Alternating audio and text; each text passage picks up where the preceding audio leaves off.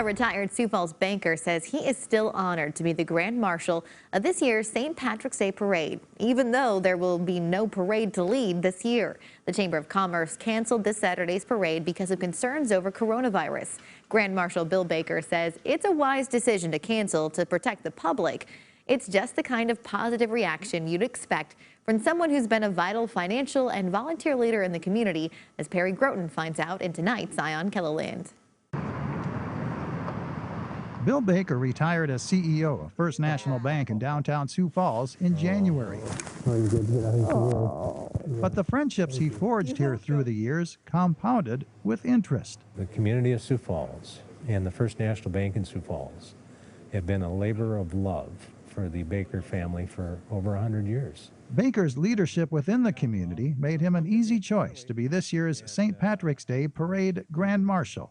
Bill is always at the forefront in a very effective servant way to help. So he's the type of person that really makes this community the great community that it is. Baker says he was surprised by his selection as Grand Marshal. I never really, pictured myself, partly because I don't have an Irish last name. If you look at the list of past Grand Marshals, there are a lot of Irish names in there, but I was very, very honored. Baker is of Scandinavian and English descent.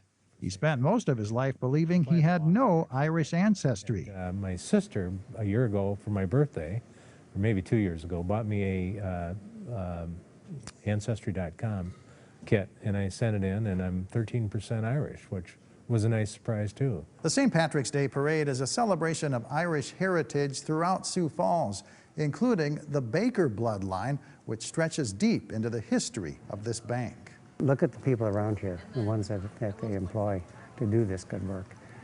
It speaks well for that as well, and that's just not just the founding fathers, but what they've done to add to the livelihood of so many around them.